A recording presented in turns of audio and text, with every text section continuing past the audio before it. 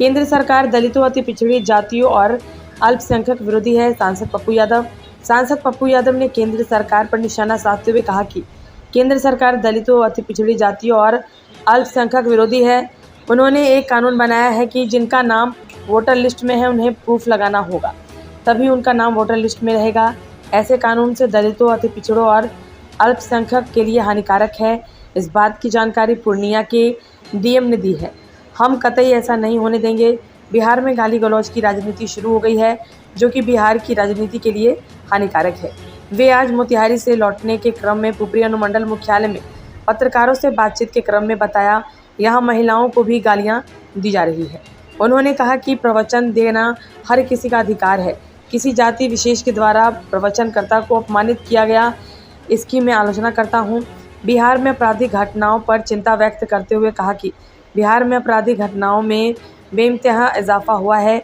कुछ पार्टियां आपराधिक घटनाओं को अंजाम देने वालों को संरक्षण दे रहे हैं, यह बिल्कुल गलत है। इस मौके पर मुखिया ललन सिंह, अवध बिहारी यादव सहित सैकड़ों लोग मौजूद रहे।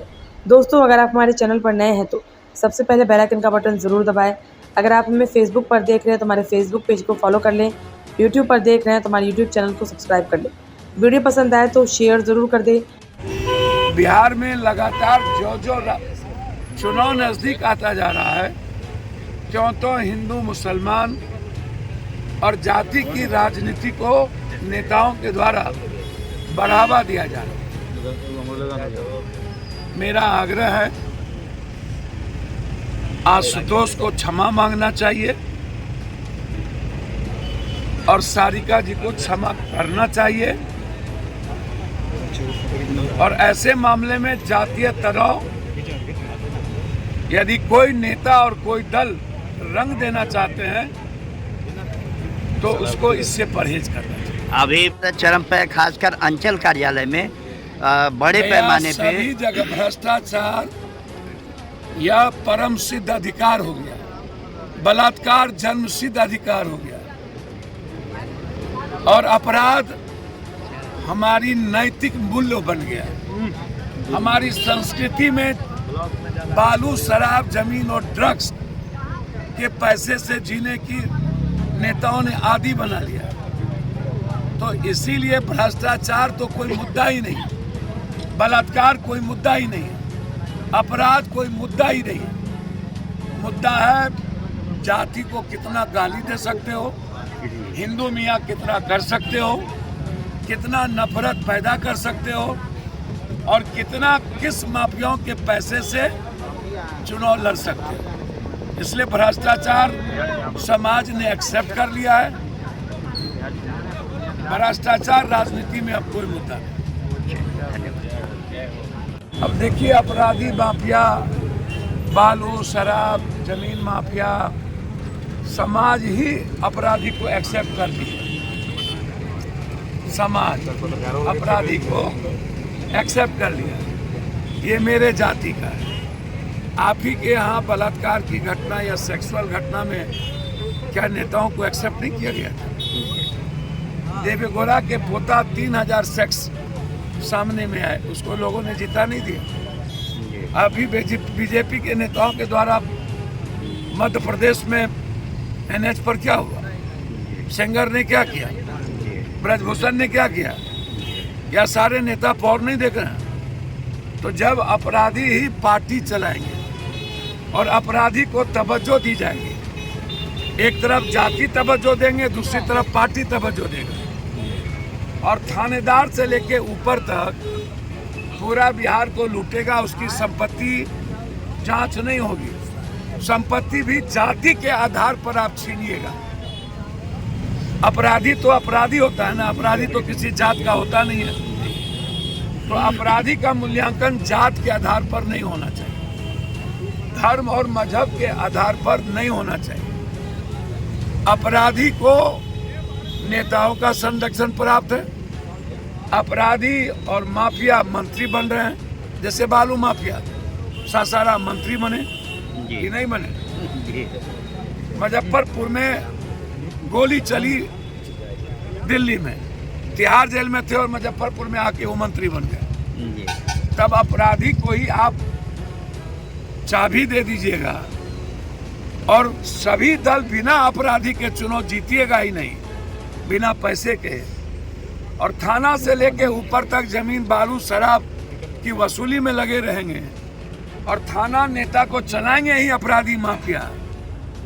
तो फिर अपराधी सही बात है। सैया भेल कोतवाल तो अब डर का है। तो अपराधी कैसे बचाइए? अपराध और अपराधी को मिटा देने की जरूरत है। कोई भी दल अपराधियों के पैसा से न चले।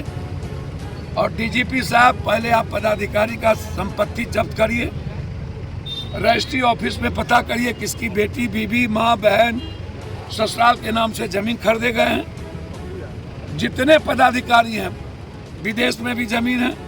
और उसके बाद पहले नेताओं की संपत्ति जांच, और नेताओं की संपत्ति जाति के आधार पर नहीं, सरकारी जात के आधार पर नहीं, विपक्ष हो या सरकारी जात, सबकी संपत्ति चाहिए। तो बड़ी मछली को बचाने के लिए सिर्फ छोटी मछली की बात ये सही नहीं। भारत सरकार और बिहार सरकार का एक नया आदेश आया है कि वोटर लिस्ट में जिनका भी कोई प्रूफ नहीं है, वह 1 महीने के अंदर अपना प्रूफ दे, नहीं तो उसका नाम काट दिया जाए। यह गहरी साजिश दलित, ST, SC और माइनॉरिटीज के नाम को वोटर लिस्ट से हटाने के लिए भारत सरकार का एक नया प्रक्रिया है जो हम नहीं होने देंगे। पूर्णिया के DM साहब आज प्रेस कॉन्फ्रेंस करके उन्होंने भारत सरकार के इस गाइडलाइन को बताया। इसलिए इस पर कोई कंप्रोमाइज किसी भी परिस्थिति में नहीं। दूसरी चीज, लगातार बिहार में जिस तरीके से गाली गलौज की राजनीति चल रही है, यह बिहार के आने वाले राजनीतिक परिवेश के लिए सही नहीं है। सभी तरह के जाति धर्मों में तनाव है। कभी कोई पोस्ट करता है खड़गे जी को लेकर के, कभी कोई पोस्ट करता है किसी जाति विशेष को लेकर। एक नेता जो अपने को स्वयंभू नेता कहते हैं, उन्होंने एक महिलाओं को अपमान किया, गरीब और दलित महिला। उन्होंने जिस तरीके से महिलाओं के बारे में कहा है, वो विचित्र मानसिकता का पर्यायवाची है। ये गलत है। महिला ना किसी जात धर्म मजहब की नहीं होती। महिलाएं हमारी माँ होती है, महिलाएं हमारी बेटी और बहन होती है, महिलाएं हमारी एक शक्ति है, दुर्गा है, आराध है। महिलाओं को जिस तरीके से गलत शब्दों का प्रयोग किया गया, इससे क्षमा मांगना चाहिए। और फिर जिस तरीके से एक क्षेत्रीय पार्टी के द्वारा जाति के आधार को बना करके अपने पेज पर लिखा गया, वो भी गलत है। मैं तो सिर्फ इतना कहूँगा, आदरणीय विपक्ष के नेता से, चुनाव लड़ने के लिए समाज नहीं बांटा जा सकता, गाली गलौज की राजनीति नहीं की जा सकती। एक व्यक्ति, मैं मानता हूं यह मानसिकता खत्म नहीं हुई। किसी मुट्ठी भर लोगों ने समाज के पिछड़े प्रवचन देने वाले लोगों